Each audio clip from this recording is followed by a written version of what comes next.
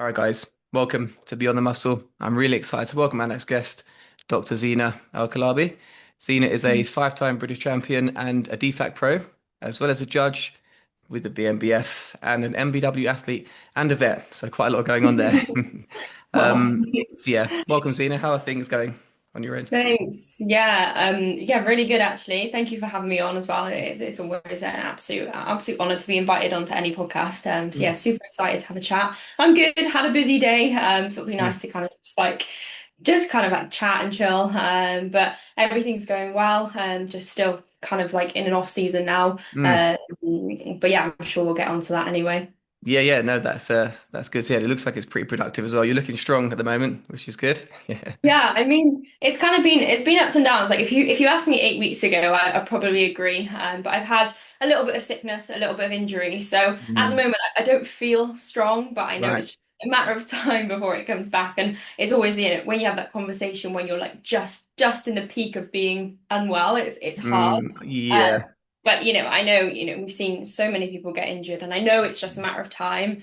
Mm. But yeah, it's frustrating. It is, yeah. What injury have you got? Just out of interest. Yeah, it was just really strange. It was just like nerve pain on my right side, which was, I think I've never had nerve pain before, not to like that extent to the point that I Mm, like, couldn't train legs. Um, mm, and then it was kind of like, it's not like breaking your arm where you know it's broken and you've got yeah. to fix it. It's kind of like, it's just this subtle kind of like dull pain that hurts when you move. Mm, But to be honest, like rest, acupuncture, stretches, and it's kind of like 95% back to normal now. So, yeah, I mean, it could have been a lot worse, but yeah. equally, yeah, it's still, it's a bit of a knockback, but I guess that's kind of what makes us appreciate the better times. Yeah.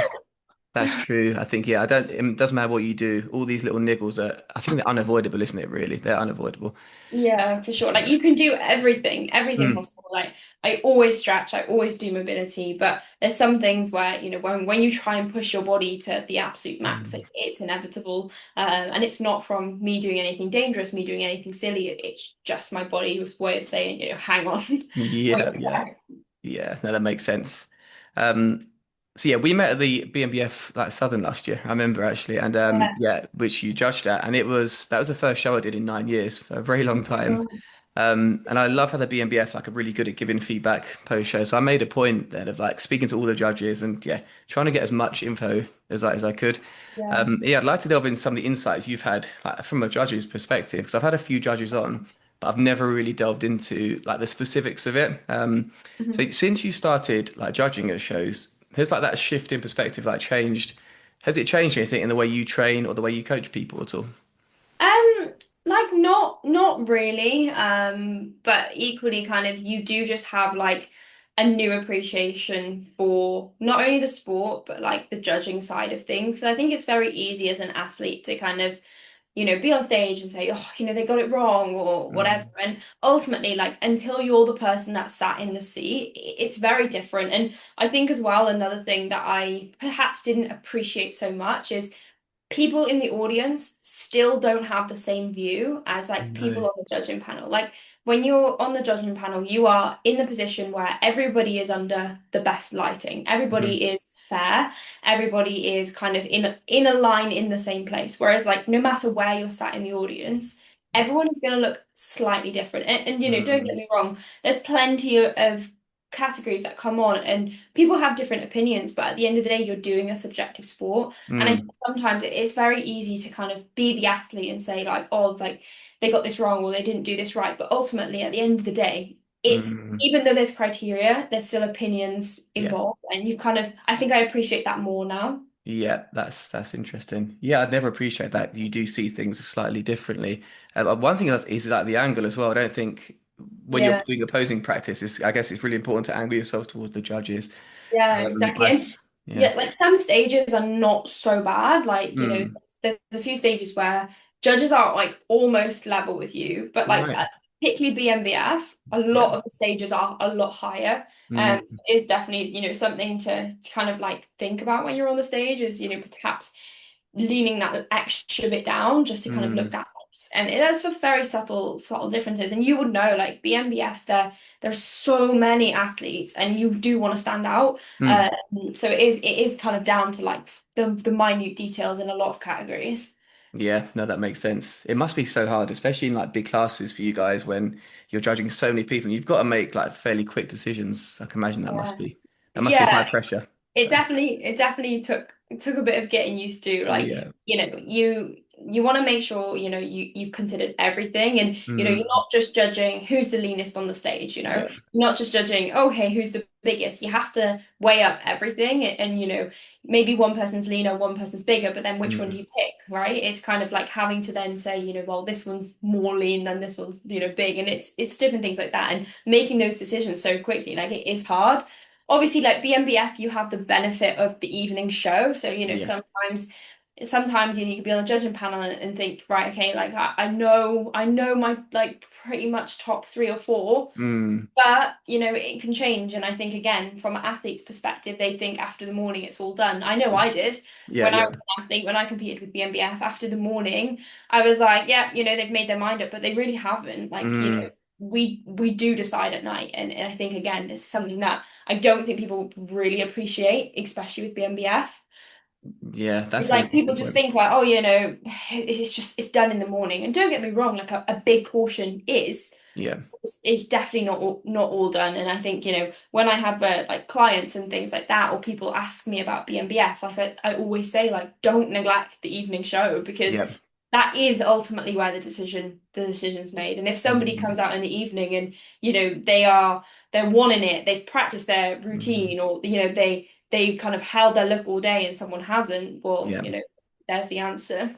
That's true, isn't it? Yeah, that makes sense. Can you recall times where like things have changed from morning to evening and your decisions have like rotated or changed? Yeah, I mean, Yeah. definitely judging last year, there was so many categories where I would perhaps have two athletes very, very, like, very similar. Like, I could think, oh, it could go either way. And, that could Mm. perhaps be one person would have, a better shape, the other one would have like slightly more muscle. And then Mm. they come out in the evening show and one person has wanted it and one person hasn't. And then Right. that's the decision. Like, for example, with figure, they come and do their T-walk. If you can tell the difference of somebody that really wants it and Yeah. somebody that doesn't. And at the end of the day, there's your decision made. And I'm not just saying that, like that has happened between Right. all of us. And they come out, you watch routines, I watch, you're like, yeah, that's the winner. And that's Mm. simple as that. Yeah, that is interesting. Mm. Yeah. Going back to what you said, actually, it made me think of my first show because I was the same. My first show was in 2015, and I thought, yeah, all the decisions are made in the pre-judging. So I actually come in really, really undercarbed, and I wasn't looking my best in that first show. So because I thought all the decisions had already been made, I then gorged on food. But ironically, it made me look a lot better for the evening because I Better. was so undercarbed, and I ended up winning that show. But I remember Nice. actually thinking, yeah, it doesn't matter. I can just do what I want here. But Yeah. in that case, it helped. It was the same as me when I competed, I did the BNBF British finals, and anybody that knows me like very well, on that day after prejudging, like I went into a corner, I cried because Right. I was like, no, like I've not done it. Like I Mm, was like, I couldn't tell because they moved us around so much in that camp. yeah. I was on the end, then I was on the other end, then I was in the middle, then I was on the side, then I was on the end, Mm. and I was like, I have no idea what's going on.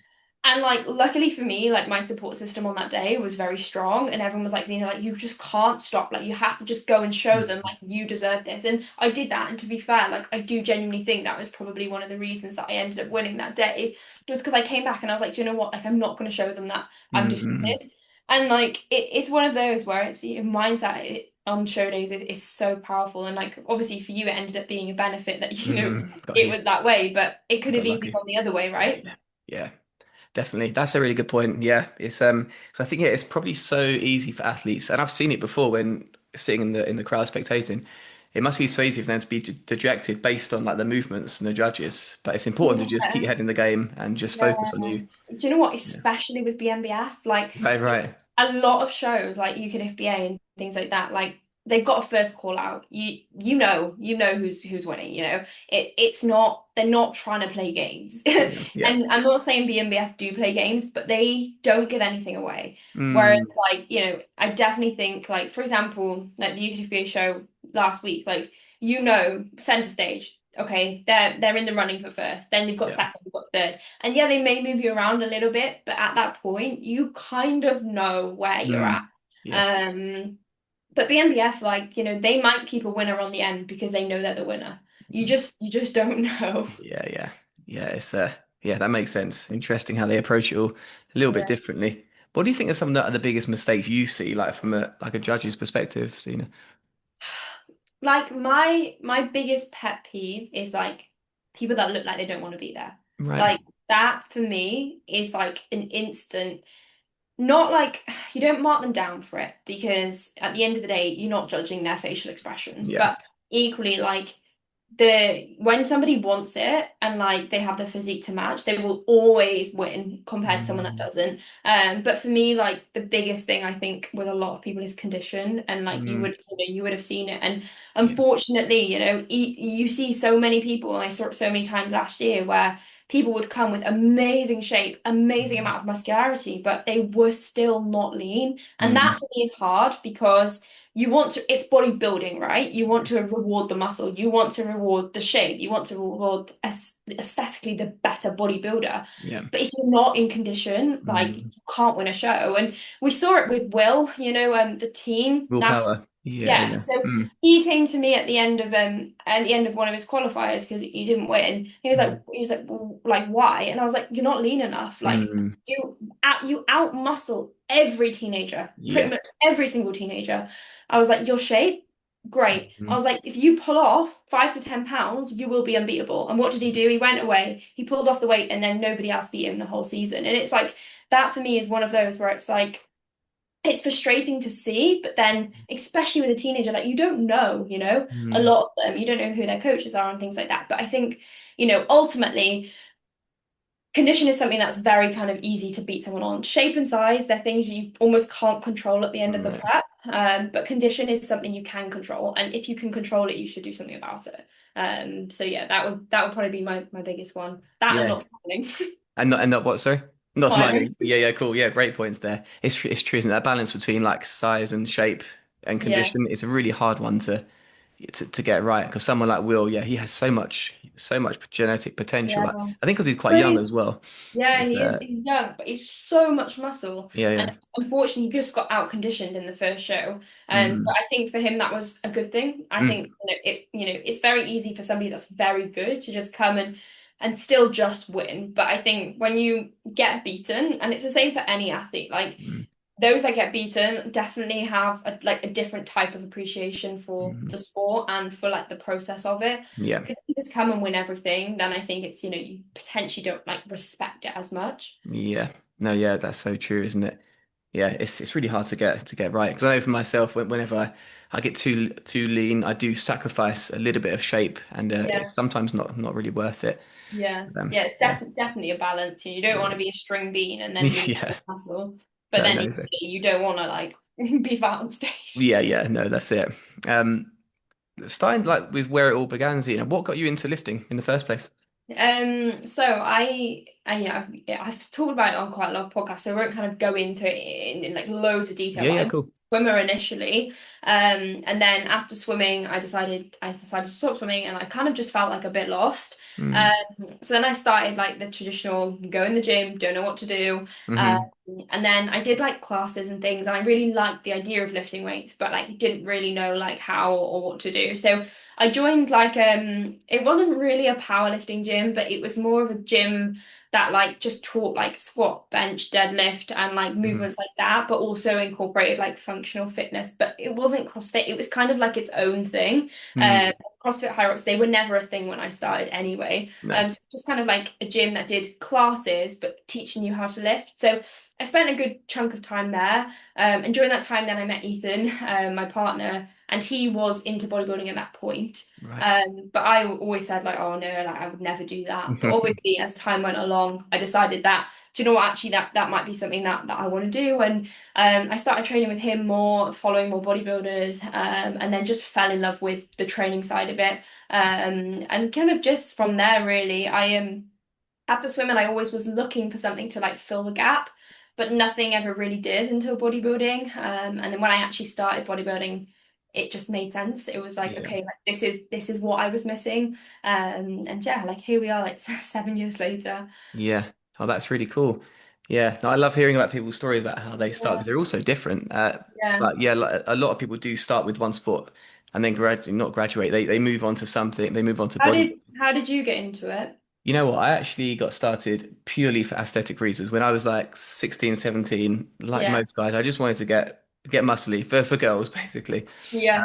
And I fell in love with the gym like straight away. And I remember seeing there was this like 12-week transformation this guy did called Anthony Ellis, who was in America, they did this body for life thing. And I think it's like long dead now, but this guy made an amazing transformation in 12 weeks. And that kind of it got me interested in lifting weights. And Yeah. yeah, sorry, Your cat. my cat is here. Sorry. Yeah, Oh, so cute. yeah. He always interrupts his podcasts. He's like, But I yeah, want to join in. yeah, he does.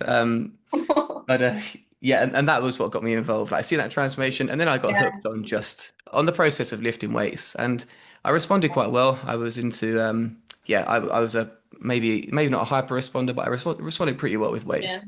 Yeah. And yeah, I started watching Pumping Iron and all those. I'm older than you, so it was the kind of the Arnold Schwarzenegger area people that Yeah. inspired me, got me Nice. interested. Yeah.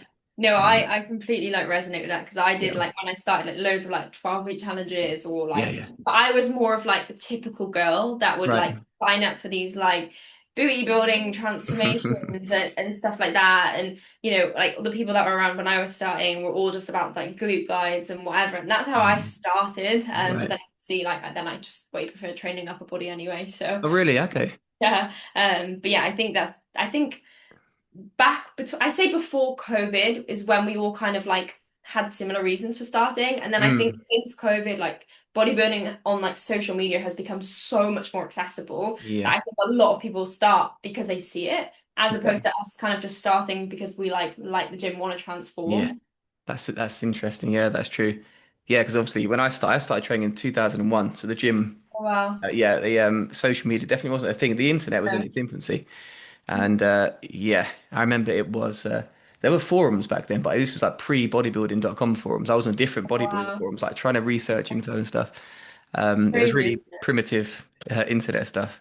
But yeah, like yourself, I yeah fell in love with the process straight away. And yeah, it wasn't actually. I've been training for about 12 years though until I then decided to make the decision Compete. to compete.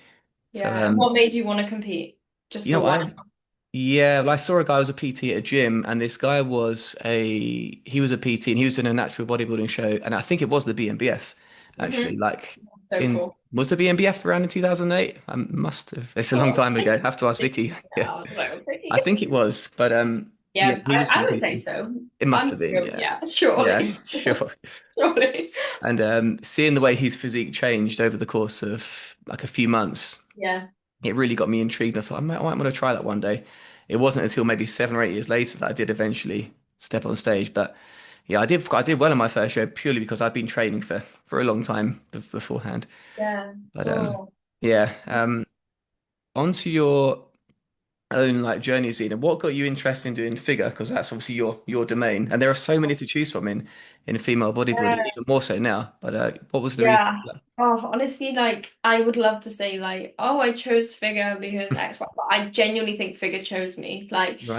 Like I think because I used to be a swimmer, like I am blessed with like very kind of like I actually have naturally very long clavicles as well. Yeah.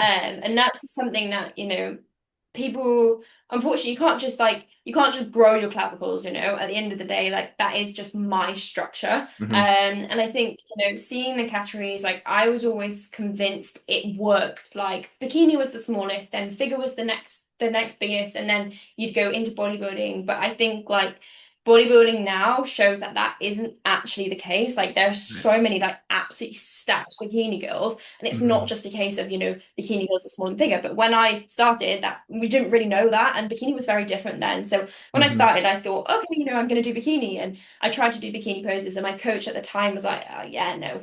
She was Right. like, you do not suit those poses. So she was like, send me some figure ones, which I did, and she was like, sorted. And then from that Mm-hmm. day, like it's always been figure. I would have liked to have done bikini because I wanted to compete as a junior, and obviously Right. figure there is no option to do that. But yeah, I mean, from day one, really, just my shape, it was always figure. So yeah, I mean, I always say like, kind of just chose me. I didn't really have a choice, but Mm-hmm. to be honest, like I know certain people will like train for the category they want. Mm-hmm. But I do think like genetic makeup does actually like for me because I want to be competitive, you have to also go with what suits you. Um, Mm-hmm. you know, I could never be a wellness person unless I like, stopped completely training upper and train legs every single day because like that's Right. just not the way my body is. Yeah. But like, if I really wanted to do wellness, I could. But would Mm. I be the most competitive wellness? Probably not. Right. But yeah, that's why I'm in figure. But to be honest, like I love figure as well. Like I Yeah. love the balance of muscle. I love the kind of like feminine side, but also like more powerful side. Mm. And yeah, I mean, I'm very happy in the category.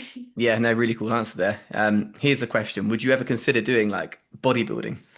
Because Yeah, that's I that's mean, I interesting. actually, I actually did bodybuilding Oh, did in you? last year. Yeah, because in BNBF they give you the Oh, I didn't option know. to do like both. Yeah.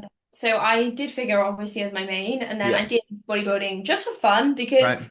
for me it was like I'm lean, I might as Mm-hmm. well enter another category, get some more Mm-hmm. photos, have a bit of a laugh. And then I actually won the qualifier in bodybuilding, and then I came third at British finals in bodybuilding. Oh, Um, wow. and for me it was really cool because when I compare my figure and bodybuilding photos, like Mm. they look so different, and it kind of just made me realize like you can pose your body in a way that is Mm. really cool because you can fit two different categories. Mm-hmm. Uh, but like ultimately, given like my age, my muscularity, maturity, like I know I'm not going to be right now the most competitive women's bodybuilder. Mm-hmm. Maybe, in 10, 15, 20 years. Yeah. But right now, like I know I have more potential in figure, so I don't think I would go back into women's bodybuilding for a long Mhm. time.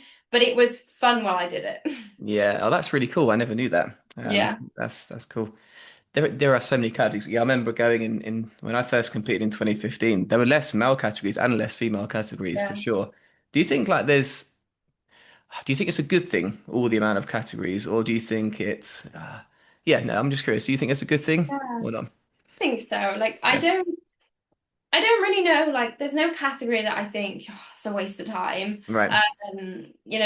Obviously, like going away from like natural bodybuilding, like Two Bros have obviously just introduced the like fit model. Okay. That's where I'm like, like I don't know how I feel about that. Like, it's kind of it's like bikini but less almost, like less muscle, less conditioned. And I'm like, Right. I don't know how I feel about that at the moment. But then Mhm. equally, like I think the more categories makes the sport more accessible. And I think that is a good and a bad thing. Like I Mhm. don't know because ultimately, like having a wider range of categories, potentially somewhere you don't need to be as lean, you don't need to be as conditioned, does Mhm. allow more people into the sport, Mhm. which is a good thing, but also not a good thing. So I don't really know. Mhm. Right now, I think the amount of categories in natural bodybuilding is great. Yeah. Obviously, natural wellness for females is very new, and I rate the fact that they've introduced that because Yeah. before a lot of the like natural wellness athletes didn't really have anywhere to go. But I think wellness as a whole is grown massively, and I guess there probably are just going to be more and more categories, but that Mm. just kind of coincides with the sport being more popular. So I guess it's not a bad thing. Mm. Yeah, that makes What do sense. you think about it? You know what? Because I only and probably only will ever compete in bodybuilding. I haven't really got that much in a say, and I'm a bit ambivalent when it comes to like let's say classic physique, for example, because I've had Mark Willits on the podcast, who's a classic champion, and also Andrew Chappelle, who was he was my posing coach, and he was a bit more critical of like the idea of having classic in bodybuilding because Yeah, his idea, and I think that some people's are that classic by its very nature is, or sorry, natural bodybuilding by its very nature is classic because we're not mass monsters, we're not enhanced. So this yeah, should be a classic kind of flowy look anyway. He said there's definitely like a potential for it to kind of water down the sport a little bit. Yeah. And I can kind of see the argument, but then I can also see, Mark's argument as well. It's Yeah. a tough one. Yeah, Hard, isn't it? I don't know. It, you're like me though, it's like it doesn't really affect us, so Yeah, like I yeah, don't really care. yeah. It's Uh, like I can sit here and say, oh, we should have this category and that category, but ultimately, like I will never move from figure, you'll never move from bodybuilding. Like it mm, doesn't really affect us. yeah, And I guess the people it affects are the people that are wanting perhaps maybe an easier win or maybe an mm, easier entry into the sport. And if that's what they're looking for, let them, oh, yeah, that yeah, sounds really bad. yeah. But No, no, I you know, agree. and ultimately, like I do sometimes feel for people because if you're not genetically structured, like especially with females, like Mm, it's if you're not genetically made up for a certain category, mhm, but, you work really hard, you train really hard, you want to mm. compete, perhaps, there's more opportunities when there are more categories that you can perhaps fit into something better. But then I do think there should be a limit at some Yeah, point. that's exactly what I was going to say. Yeah, I think that's so true. That's so true. But yeah, there can't be like 50 categories. There has to be a limit. Like I said, there's going to end up being like two people in each one. Mm, There's no yeah, point in that. and that's I think actually that one point that Andy did make was true. That I think he mentioned in one of the earlier BNBF seasons, like way back. He's been competing a long time now. There were a lot more female bodybuilders because that was all there Yeah, was. This was before the other categories, and then like a decade now, later, there's less in bodybuilding. yeah, Um, exactly. so yeah, I can see both sides, but like yourself, I haven't really got any skin in the game. So yeah, Yeah, I'm sitting on the fence as like an onlooker without fully committing, I guess. yeah. Just observe. Yeah, just observe. Yeah. Yeah, I wanted to chat. You were involved with 3DMJ for a while. I think you got coached by 3DMJ. I Brian. did as well, Yeah. actually, before I Did you? competed. Yeah, so I had Brad Oh, Loomis as a coach for okay. like Cool. only maybe it was like a bit of an off season, like before I started competing. And my aim was to have them to do my prep in Yeah, 2015. But then I decided to self-coach, and yeah, they were really cool. yeah, Do you feel obviously for 3DMJ, I think are like fundamental. They've kind of put natural bodybuilding on the map in a yeah. way, and yeah, I think like AJ Morris and like you guys are doing the same, like in this generation. Yeah. Um, have you learned any lessons from them that have kind of stuck with you, like Um, to today? Lessons, like maybe not like lessons, but like I loved being with 3DMJ. Whenever I talk about them, like I have nothing bad to say about my experience. I absolutely loved having Brian as a coach. I loved being like part of them and I love what they do, what they stand for. They are very good at planning preps. I think, Mm, they're very good in general, but I guess for me, like me as a bodybuilder is not like I always say like I'm not like the typical bodybuilder in the sense that like I just, wake up, go to the gym, go to, come home, like work on clients, things like that. Like I think 3DMJ just like allowed me to like realize my life was also just important as like my bodybuilding. And I think I needed mm, that at the time because I'm obviously a vet, like that is pretty much what actually takes up the majority of my life. Like bodybuilding, when you compare the amount of hours I spend doing vet work versus hmm like training, obviously I'm at least 5 times more in the vets. And I Yeah. think, Brian really just showed me that like I could be a very good bodybuilder and also still not kind of neglect my work, my hmm family, my social events. And they kind of really did teach me that balance was okay. mm, And I'll always kind of take that from them and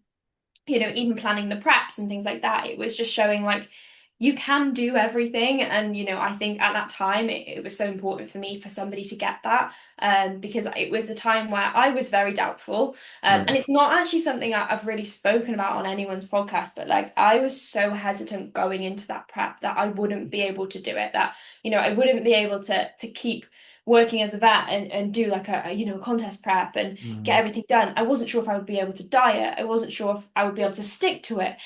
Because ultimately, like my first prep, you're so naive to everything. You don't really have a clue what's going on. And by the time you understand what's going on, you're on stage. But yeah, I mean, I was so doubtful before that prep. And I think, during that prep, Brian was just like, you know what, like you can do it. And that, mm, yeah, I always say like that I had an amazing time with them. And the only reason, I left them was because I've known AJ, pretty much since I started bodybuilding, and he's mm, always been somebody that I've spoken to and things like that. And I think going into my next season, obviously I'll be doing like a pro debut. Like I want a coach that's there on the day, but also a Hmm. coach that I can see during my off season. And AJ's been great for that. So yeah, like I have nothing bad to say to them, and I'm sure you don't either. Like Yeah. everyone that I talk to, they 3DMJ do what they do, Mm. and yeah, they do it very well. Yeah. Oh, that's really cool. Yeah. And great that they kind of gave you the confidence that that you could do both. You could kind of Yeah, balance everything. Yeah, I wanted to chat about your training next. However, because you've just touched on this point, I think it's an important one because obviously anyone who follows you will know like you're incredibly busy. You've got a lot going on. yeah. You manage to like balance like a very high pressure job with bodybuilding and coaching. Yeah. How do you do it? I'd love to get an insight into your mindset. Honestly, I don't know. Right, right. I do know, and I actually had this conversation with my client this morning because Right. she said to me, she's very new to bodybuilding. She's just starting to get into it. We're just dieting now, and she said to me, she was like, "How do you do it? Like, how do you have a job and do the training and go to the thing?" She was like, "I'm tired. Like, I don't know Mm. how you do it." And I said to her, like, ultimately, it's taken me this long to be able to do everything. And I think the problem with a lot of people is they want everything at once. Now Mm. I haven't had everything at once, I've had to get one thing right at a time. And the moment you try and do too many things at the same time is the moment that you'll start to crumble. And like I only started my online coaching business like at the end of last year. And that was Right. because my training was stable, my job was stable, like I Mhm. was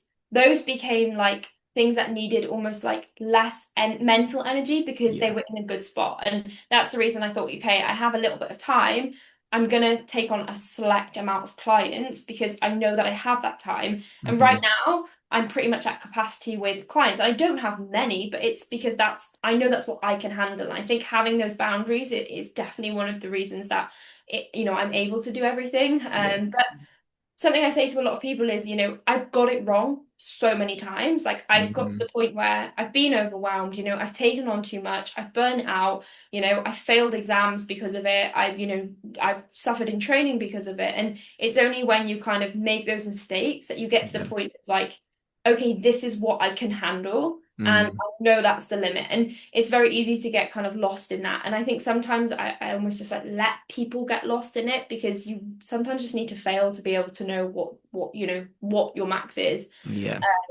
Obviously, I could sit here and say time management, organization, Hmm. like that's just stuff that everyone knows. Like it's Yeah. that's Yeah. not new news. But yeah, it's just, one thing at a time. And then you get to the point where, you look back and you think, "Do you know what, 5 years ago, like I would dream of doing what I'm doing now." And Mm.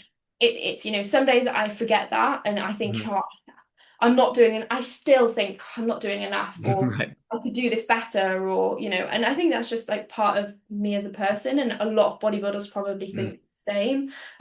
We're all in the mindset where we constantly want to be better. That's why we Yeah. do this sport. And I think, it's just kind of sometimes you just have to take a step back and be like, no, no, no, Mm. like I'm doing good. Yeah. Yeah. No, that's great. That's an amazing piece of practical advice as well. That I think, yeah, get everything set first before you start implementing new. Adding things, Yeah, yeah. adding things. Yeah, because I've definitely had that feeling of being overwhelmed. I don't have the same kind of high pressure job that you, but when I was PTing and I was like doing artwork for people, I'm like a part-time artist, like creating commission Oh, work for people, and some animals as well, actually, which was really cool to draw. that's cool. Like photorealistic, like pencil portraits.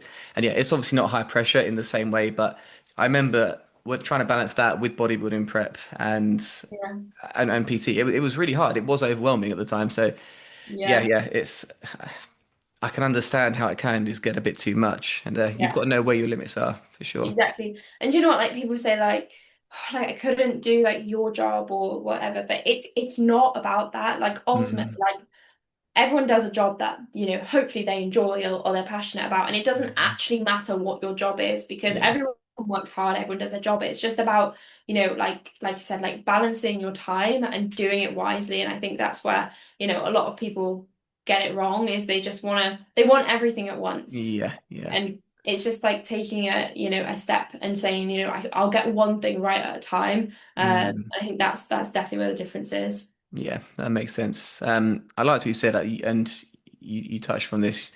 You said you're not just a bodybuilder. I think the best bodybuilders are people that aren't just bodybuilders, to be honest. I think yeah, having just that as your goal, firstly, it puts too much pressure on yourself. But Yeah. also, yeah, when if bodybuilding were to become less important in one's life for whatever reason, then yeah, you need other things to fall back on. I think you need to Yeah, diversify your interests exactly. and hobbies.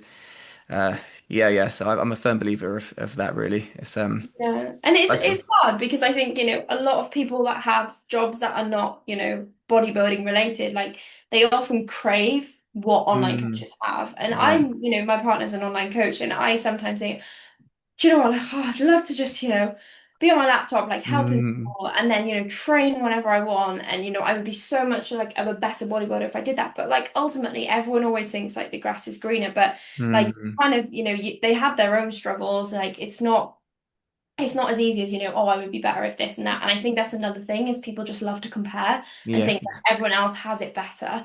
But like I think, doing something that isn't that, you kind of learn that you actually can't compare yourself. And maybe I would have a little bit more muscle if, I didn't have a job that took pretty much 10 to 12 hours out of my day every day. Hmm. Really, like you said, mindset wise, like whenever things like with my injury, I think if I didn't have veterinary, like I would be in a really bad place. And I'm Mm, open and honest about that. Like it's been hard bodybuilding wise for the last 2 months, but like my outlet has just been putting more effort into work. And yeah. for me, like I'm grateful for that. And I know if my work was bodybuilding related at this time, I know that I would struggle a lot more. So Mm, it's the grass isn't always greener, because it's like I think like you said, like we have the benefit almost that we have an outlet that isn't directly related to it, mm, which for me that works, and yeah. obviously for yourself as well. But we can also do do bits of coaching on the side. Mm. But yeah, it's there's pros and cons to everything, isn't there? Yeah, no, definitely. Yeah, there's really cool points there. I want to chat about your training a little bit, Zena. So obviously, I think there's definitely a trend in the UK bodybuilding at the moment. It has been for a while of like low intensity, like closer proximity to failure. Perhaps a Yeah. bit less volume than there was maybe a decade or so ago. Not like hit training that the Mike Mensa popularized stuff, but not a million miles away from that either. Do you think you're? Do you think you tend to do better with that kind of training at all, Zena? Like, yes, but only because that's what I enjoy. Like, I don't Yeah. know when you were with 3DMJ, like if you like adopted like their training styles or not, but like for listeners that don't know, like 3DMJ are very big on like reps in reserve or like area under the curve, or like they basically their approach is like different parts of your training session will be at different kind of levels of intensity, and then Mhm. the idea is to build up the whole intensity as opposed to like completely writing yourself off at the bottom of a hack. Yeah. Um, and when I joined 3DMJ, like before that, I would always train like the UK way, where you just take things to absolute failure, put Mhm. yourself in the biggest hole, and just absolutely just ruin yourself in the gym. And Yeah, then when I yeah, joined 3DMJ, I was like, do you know what? Like, I will do it your way yeah. because like I almost like owe it to you and to myself to try. Hmm. So I began training the way they suggested in terms of like not taking things to failure and Mm. whatever. And I did find that I could definitely go longer periods of training, potentially Yeah. match higher volume because I wasn't like writing myself off. But it was so boring. Like Right. me, like what kind of keeps us going, what kind of keeps us motivated, what keeps us passionate is like something that you enjoy. Yeah. And I didn't enjoy going to the gym and just like leaving reps in the tank because that wasn't what I fell in love with. Hmm. And that's definitely what I struggled with. And Yeah. by all means, like I genuinely think like you can build a very good physique, very good amount of muscle with training reps in reserve if Mhm. that's what you enjoy. But like for me, that wasn't what I fell in love with. So I soon found that like I would kind of go in and just be like, oh, this is boring. Mm. Um, so yeah, for me, it's definitely like the UK way. Like I love going in and just like literally leaving nothing in the gym. Hmm. It's definitely hard for me because I think something that is very important is like mental fatigue also kind of is a level where because my mental fatigue is very high with work, Yeah. physical fatigue then when that gets added on top, it Mm. leads me to kind of overwhelming fatigue very quickly. So I have to have deloads very often, Really. uh, which is kind of like it's annoying. And sometimes I think, if I didn't train that way, I would be able to go longer. But again, it's not what I enjoy. So it's hard. But yeah, I think people don't really respect how much like mental fatigue will actually take away from you as well. Yeah, that's a good point. That's something, yeah, that maybe people don't really consider is that, yeah, mental fatigue. That's true. How often do you deload, by the way, Zena? Like 7 weeks. Okay. Also, not it's kind of like Yeah, the it's not RP, like four yeah, or style. five, Yeah, but yeah. like 7 or 8 weeks max, pretty much. Mm, I'm done. Like by the end of week 6, I'm pretty bad, but I managed to go 7, 8, and then yeah, yeah. And would your deload be like a D volume week, or would it be like a drastic drop in intensity? yeah, I normally always have like 3 days off, three Yeah. days volume, and then back to normal. I find it's like a nice balance of, time away mentally and Mm, physically, but then yeah. also not too long away that I'm like itching to get back and have to then kind of build everything back up again. Yeah, yeah, yeah, that makes sense. Yeah, it's funny actually because my training's been like the opposite of yours, and I spent most of my training career with like higher volume training and maybe a bit further away from failure potentially than what is popular in the UK. And only recently, like the past year, I've kind of dropped my volume a bit, and certainly with like lower body movements, I'll stick to like two working sets. And I've developed the skill to like push myself to very very close or to failure on those movements. And yeah, it's very mentally draining, but extremely Yeah. rewarding at the same time. And I can't see myself going back now, to be fair. I enjoy that. And obviously with upper body, it's easier because hitting failure on a lateral raise, it's not gonna do much Yeah. in terms of like systemic fatigue. But Yeah. yeah, there's something very rewarding about going all out on legs.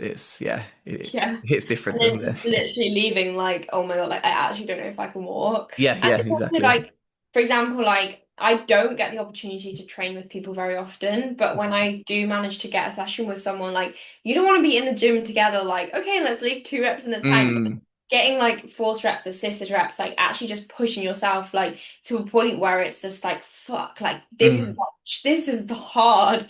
Like mm. that's what I love. And Yeah. that's the part of the sport where I think, most of us like that's why we're like, yes.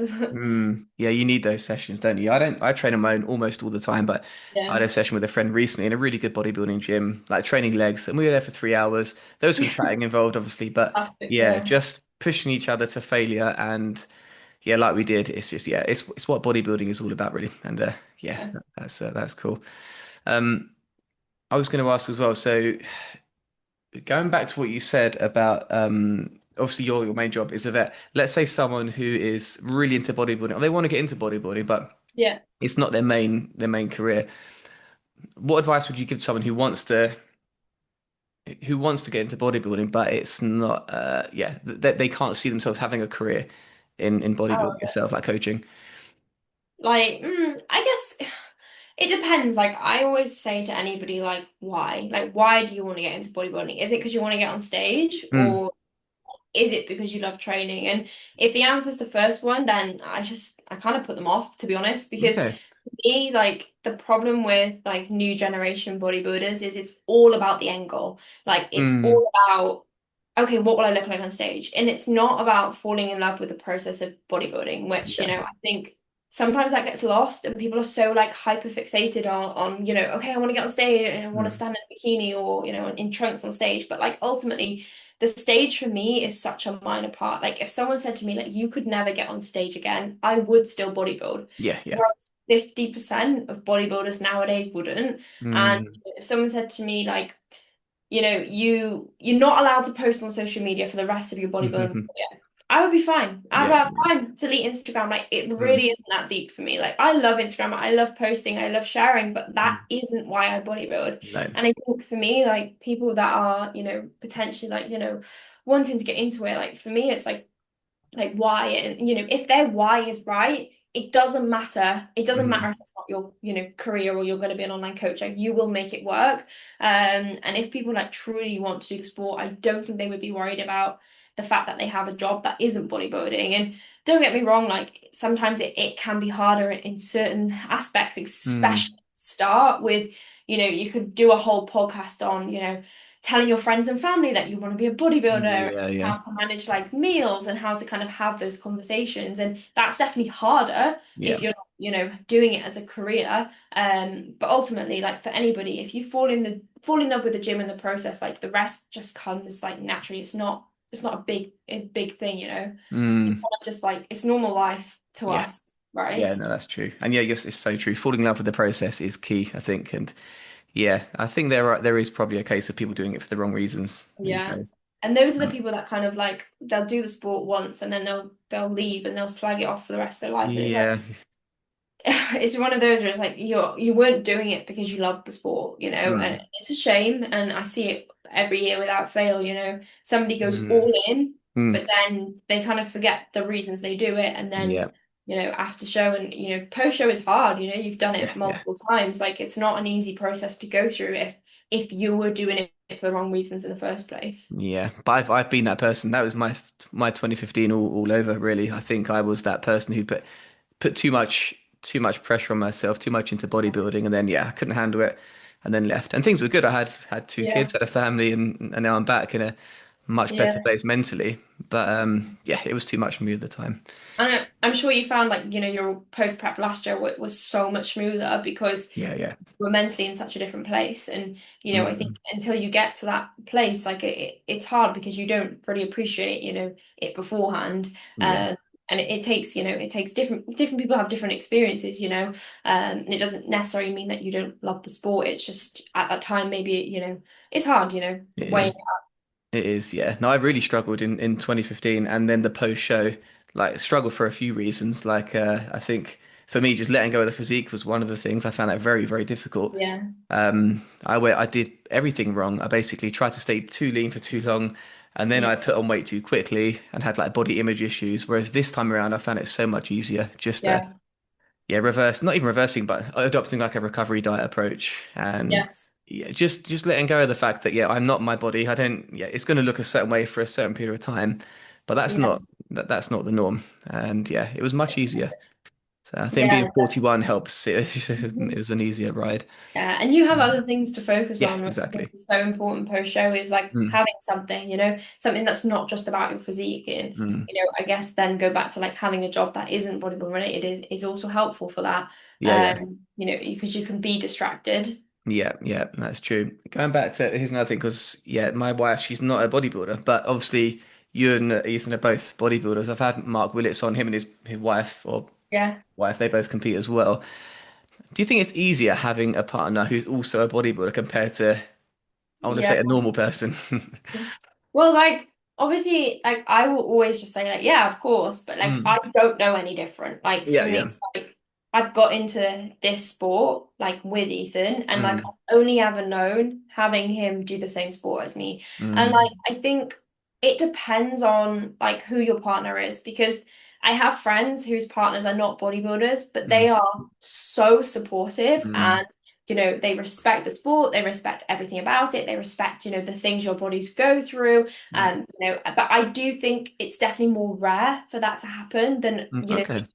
being with someone. So like obviously if you're with a bodybuilder, you know that, perhaps they will understand and that's that, right? Yeah. But then if you're with someone that isn't a bodybuilder, I think a lot of them will get it and if they love you and things like that, like they will understand it, but a lot of Hmm. them won't. And in I always think like we are the abnormality and it's very hard to expect someone else to just understand.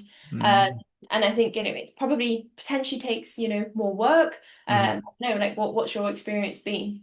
Well, I've only, yeah, me and Sarah was with me for my first prep as well. We didn't have kids then, so that was the only difference. And she's been like amazingly supportive, like Yeah, for throughout both preps. And I think that's helped yeah, massively. I don't, yeah, it's funny actually. I don't think, yeah, I can't, yeah, I don't think I'd have it any other way really, because, yeah, but that's because she's been so supportive, and obviously exactly, and with the that's it. kids there as well, it's something Yeah. else. And you know what? Like it works different for everyone. Like me and Ethan, like we've both agreed that we're not going to prep the same years. I And I was going to think, ask, yeah, yeah. yeah, like if we both prep the same year, I Hmm. don't think it would be beneficial because Yeah, we would both be in the trenches. yeah, And yeah. like when I'm prepping, like Ethan is a very big support for me, It's like the little things, like the house, the shopping, like Mm, things like that. Like it's very handy to have that done for you. And yeah. obviously, if he wasn't a bodybuilder, like he would do that anyway. But Hmm. then when it's, his turn, like I do that more for him. Mm, But if we were both in the trenches in prep, yeah. oh, I don't know. Like then that would be worse than, if one of us wasn't a bodybuilder. But I think, for everyone, it's as long as whoever you're with is supportive, Yeah. doesn't really matter. They've just got to support what you do and respect what you do and Mm, it works. And some people, will find it doesn't work and perhaps that's the wrong partner for them. yeah. But, Yeah. it's one of those where I think everyone once they have that person, it doesn't really Mm. matter who they are. Yeah, yeah, that makes sense. I think that communication is key, isn't it? Really, that's the most important Yeah. thing. Because yeah, prep's hard. I think it's. I made a YouTube video years and years ago when I was a bit more prominent on YouTube about like living with a bodybuilder on prep. 'Cause I think it's quite an interesting topic. Yeah. Like because a lot of people who aren't in bodybuilding won't know what it's like to live with someone who's going through a prep, like both male or Yeah. female. It's probably quite similar. And yeah, yeah, it's true. And I think yeah, luckily for me, like she's quite introspective, but she'll speak her mind and she'll tell me if I'm being an Yeah. asshole, being a dickhead. That's good. And I Yeah. think that's what you need. You don't want your partner to hold things back. 100%. Just But call it out, like call out your yeah, bullshit, like stop being moody. yeah, yeah, exactly. That's the thing. Yeah, I that's it sounds like like she's perfect for you, Yeah, for yeah. No, it's yeah, it's very, very nice to hear. yeah, yeah. No, she's been good. Something else I chatted to Becky about actually, which it was quite an interesting one. I asked her if she gave quite an interesting like response. So we were talking about like the camaraderie between athletes backstage, and I was Yeah. curious, and I posed the question like, is there a bit more of that amongst like the female athletes? Because with the Um, guys, there is that, but there's also that kind of I'm going to war mentality, the hood down. Yeah, this yeah. is a we're going to Yeah. battle. But Becky mentioned that because there's might be like an extra sense of being connected because maybe for a lot of females, like this is all they have. If some of them are mothers, if they're extremely Yeah. busy with work, this is their one outlet. Um, Yeah. yeah, and I thought it was an interesting like response and probably a lot of truth in that. Do you think there is a difference between men and women, just that their general demeanor with Yeah, bodybuilding? 100%. Yeah, I've been backstage in the men's changing rooms and I've right, been right. backstage in the women's changing rooms because like when Ethan was doing BNBF, I went back and I was tanning him and glazing him and things like that. And yeah, men are definitely like brutal. Like they will Right. like stare each other out. Yeah, yeah. Get me wrong, like you'll have like in the men's side, like obviously you'll know because you've been part of it, but you'll have like the odd conversation with people, a few people will maybe have a chat. I think the Hmm. general like demeanor in the men's is a lot more kind of like not serious, but definitely like kind of like head down. Uh, Yeah. in the girls, I think I've experienced both. Like I've experienced some like backstage changing rooms where everyone's really chatty. Like BNBF for me was actually really nice experience because they obviously make you stay backstage. You're not Mhm. with like your family or friends or anything like that. So for me, that was actually a really good experience because the changing room we were all in, we were just chatting, like we would help Mm. each other get in our bikinis because obviously we didn't have anyone else to do that. Yeah. Like if once someone's like hair clip fell out, like we would help each other. And that Mm. was like a very nice like atmosphere. And whilst we all knew that we were going to be competing against each other, Mm. none of us took away the fact that we could still help each other. And Yeah. something that not just with bodybuilding, but like life in general that I believe in is like you helping someone else, like literally does not take anything away from yourself. And Mm. that for me was a very nice experience with BNBF. And everyone was very keen to help. But I've also had it where, perhaps, and I'm probably guilty for this as well, like for my UKFBA show, like I spent pretty much the whole time like just on my own because I needed to be in that headspace and I needed to Yeah. be in a place where I wasn't chatting, I wasn't just like pretending to like have conversation with people because Yeah. ultimately like I had one goal and that was to get on stage and be my best. And I Yeah. knew being my best in that moment was game face. And that wasn't me being, nasty or bitter or bitchy or anything. It Mhm. was that's what I needed to do in that moment.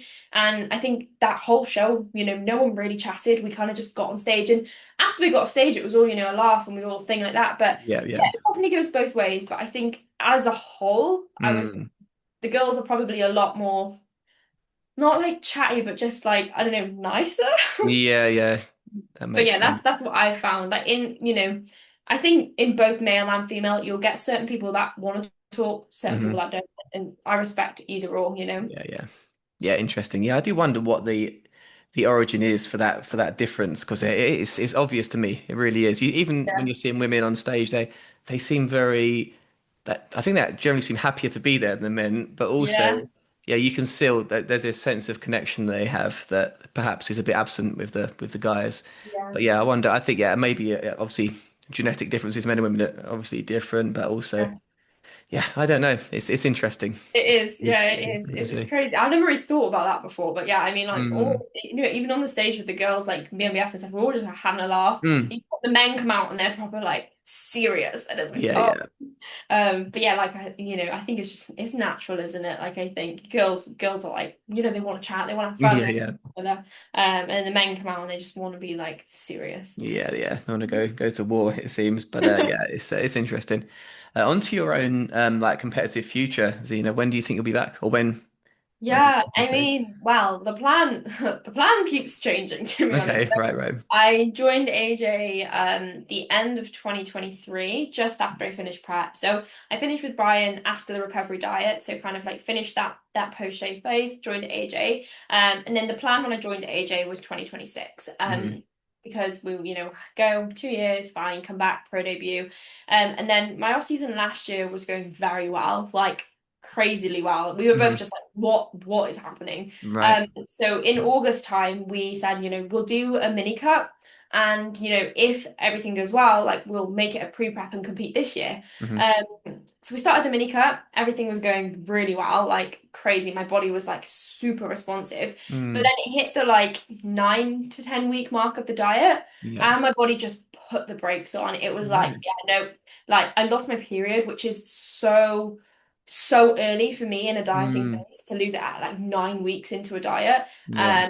And then my body just went really stubborn. Mentally, I was like, can't be asked. And Yeah. I'm not afraid to say that because I'm not a lazy person, but like I know when my body says no. Yeah, yeah. Um, so we finished that diet and we were just like, do you know what? We're probably not ready to do a contest prep next year. Mm, And I was okay with that because I never really expected to compete this year. It was just oh, it's going well, should we? right, Um, right.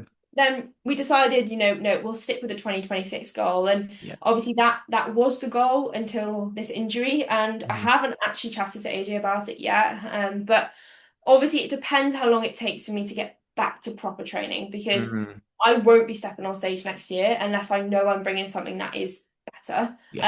And right now, I'm still doing everything I can, but unfortunately, everyone has humps in the road. And if that means like I can't get back to full training properly Hmm. until, mid this year, I'm not going to be in a position to then diet next year for a show. So the goal I think is still next year, but Yeah. like it might be the year after it. And we'll just have to see. We're dieting at the moment because it's almost easier to protect the muscle like just dieting as opposed to trying to put on new tissue when I'm injured. Yeah. It's kind of just made sense. And I think after this, then we'll see where we are. But yeah, like either next year, whenever. Next year is the goal, but if it doesn't happen, it doesn't happen. Like at the end of the day, the next time I prep, I want to be like competitive on a world stage. So Yeah. it has No, to be the right time. no, 100%. That makes sense. Yeah. Well, I wish you all the best with the injury. I hope that gets better quickly for Thank you. you.